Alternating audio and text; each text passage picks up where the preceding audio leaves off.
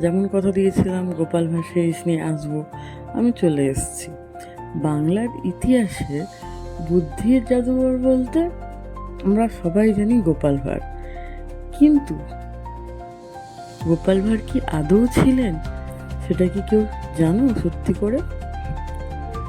কেউ বলে তিনি রাজা কৃষ্ণচন্দ্রের সবার সবচেয়ে চালাক বিভীষণ, আবার কেউ বলে উনি আসলে লোক ও কথার এক চরিত্র, কোনো বাস্তব মানুষই নন।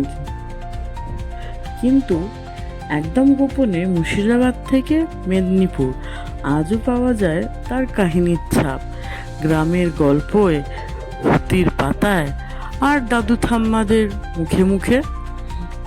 তাহলে সত্যিই কি ছিলেন গোপাল ভাঁড়, নাকি শুধুই আমাদের কল্পনা রাজপুত্র?